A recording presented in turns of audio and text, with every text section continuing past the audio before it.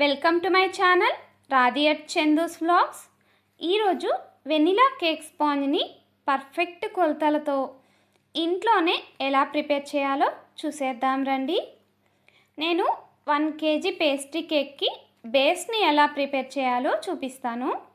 మనం pastry కేక్స్ని prepare చేస్తున్నప్పుడు cake ready అయిన తర్వాత 1 kg ఉంటే కేక్ స్పాంజ్ 1/2 kg ఉండాలి. కాబట్టి ఇప్పుడు నేను 1/2 kg స్పాంజ్ని ఎలా చేయాలో చూపిస్తాను. కేక్ బేస్ ప్రిపేర్ చేసే ముందే ఫస్ట్ మనం బేక్ చేసే టిన్ని రెడీ చేసి పెట్టుకోవాలి. దీనికోసం బేకింగ్ టిన్నే ఉండాల్సిన అవసరం లేదు. మన ఇంట్లో ఉండే ఇలాంటి గిన్నెలనైనా కూడా యూస్ చేసుకోవచ్చు. ఈ గిన్నెలోకి అడుగున కేక్ మాడిపోకుండా బటర్ పేపర్ని కానీ లేదా A4 షీట్ని కూడా ఇలా మడిచి కావాల్సిన సైజులో కట్ చేసుకోవాలి. తర్వాత ఈ పేపర్ని గిన్నెలో పెట్టి 1 టీ స్పూన్ ఆయిల్ని వేసి పేపర్కి గిన్నె మొత్తానికి బాగా స్ప్రెడ్ చేసుకుని పక్కన పెట్టుకోవాలి. తర్వాత ఒక బౌల్ని తీసుకుని ఇందులోకి ఇలాంటి జల్లెడను పెట్టి 1 కప్ మైదాని తీసుకోవాలి. మనం కేక్ని ప్రిపేర్ చేసేటప్పుడు మెజర్మెంట్స్కి మాత్రం చాలా ఇంపార్టెంట్. అన్ని డ్రై ఇంగ్రీడియంట్స్ని మనం ఇలా ఈక్వల్ చేసి తీసుకోవాలి. తర్వాత బేకింగ్ పౌడర్ 1 టీ స్పూన్ తీసుకోవాలి. నా దగ్గర 1 టీ స్పూన్ మెజర్ చేసే స్పూన్ మిస్ అయింది. అందుకే నేను ఇక్కడ 1/2 టీ స్పూన్తో 2 టైమ్స్ బేకింగ్ పౌడర్ని మెజర్ చేసి తీసుకుంటున్నాను. తర్వాత మనం ఇంట్లో వాడే కుకింగ్ సోడాని కూడా 1/2 టీ స్పూన్ని ఇలా ఈక్వల్ చేసి తీసుకోవాలి. డ్రై ఇంగ్రీడియంట్స్ అంటే ఇవి 3 అన్నమాట. వీటన్నింటినీ జల్లించుకున్నాక ఒకసారి ఈ డ్రై ఇంగ్రీడియంట్స్ని ఇలా మిక్స్ చేసుకోవాలి. ఇలా చేయడం వల్ల బేకింగ్ పౌడర్, బేకింగ్ సోడా ఇవన్నీ ఒకే దగ్గర ఉండిపోకుండా మైదా పిండిలో ఈక్వల్గా మిక్స్ అయిపోతాయి.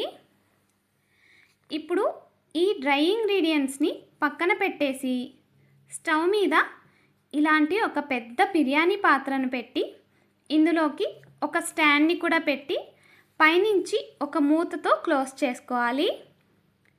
తర్వాత స్టవ్ ఆన్ చేసి సిమ్లో పెట్టేయాలి. ఇలా చేయడం వల్ల పాత్ర బాగా హీట్ అయ్యి కేక్ బాగా బేక్ అవుతుంది. ఈలోపు ఒక పెద్ద మిక్సింగ్ బౌల్లోకి 4 ఎగ్స్ని బ్రేక్ చేసి తీసుకోవాలి. ఈ ఎగ్స్ అనేవి రూమ్ టెంపరేచర్లో ఉంటే తీసుకోవాలి. ఒకవేళ మీరు ఫ్రిడ్జ్లో పెట్టినవి తీసుకున్నట్లయితే 1 అవర్ ముందే తీసి బయట పెట్టేసుకోండి. తర్వాత ఇలా బ్లెండర్తో బాగా బీట్ చేసుకోవాలి. బ్లెండర్ లేకుండా అయితే మాత్రం కేకు ఇంత ఫ్లఫీగా అయితే రాదు. ఒక్కో 1 మినిట్కి ఒక్కో స్పీడ్ పెంచుకుంటూ 1 కప్ షుగర్ పౌడర్ని కొద్దిగా 3 to 4 టైమ్స్ వేసుకోవాలి. ఇలా ఎల్లో కలర్లో ఉన్న బ్యాటర్ మొత్తం హాఫ్ వైట్ కలర్ వచ్చేదాకా బీట్ చేసుకోవాలి. మీరు ఎంత ఫోమీగా బీట్ చేసుకుంటే కేక్ అంత ఫ్లఫీగా వస్తుంది. ఇలా బాగా బీట్ చేసుకున్న తర్వాత 1/2 teaspoon vanilla essence, 1/4 cup sunflower ఆయిల్ని వేసుకోవాలి. ఆయిల్ వేసుకున్న తర్వాత జస్ట్ ఒక 30 సెకండ్స్ బీట్ చేసుకుంటే సరిపోతుంది. తర్వాత మనం జల్లించి పెట్టుకున్న డ్రై ఇంగ్రీడియంట్స్ని కొద్దిగా వేసుకుంటూ బీట్ చేసుకోవాలి. మీరు ఈ డ్రై ఇంగ్రీడియంట్స్ని బీట్ చేసుకునేటప్పుడు ఫస్ట్ బీటర్ ఆన్ చేయకుండా ఒకసారి అలా కలిపి ఆ తర్వాత బీటర్ ఆన్ చేసి బ్యాటర్ని మిక్స్ చేసుకోవాలి. లేదంటే మైదా మొత్తం బయటకి ఎగిరి పడిపోతుంది.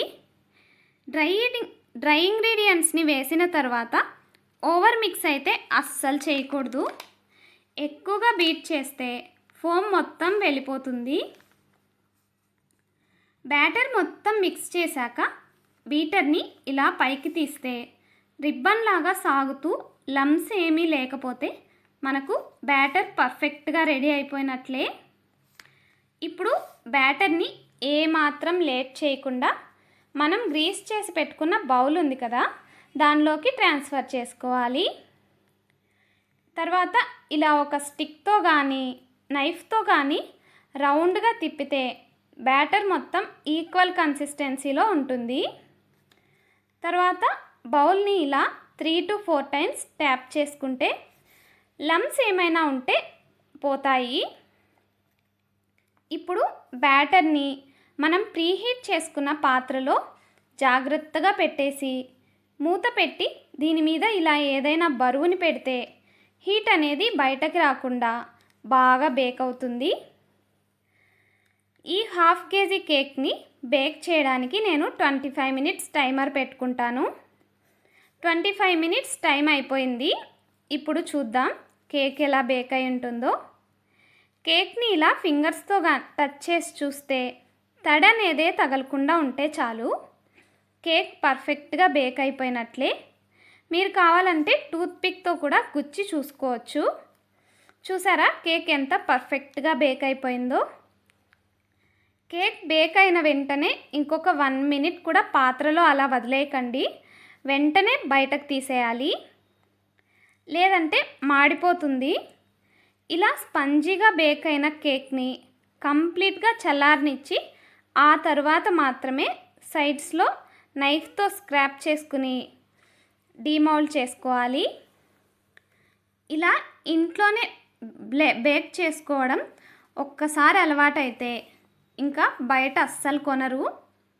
నేనైతే ఏ ఫంక్షన్ వచ్చినా సరే ఇంట్లోనే ఇలా కలర్స్ ఏమీ యూస్ చేయకుండా కేక్స్ని బేక్ చేసుకుంటూ ఉంటాను. నా వీడియో కనుక మీకు నచ్చినట్లయితే లైక్ చేసి రాధి @ చందు బ్లాగ్స్ ఛానల్ని సబ్స్క్రైబ్ చేసుకోండి.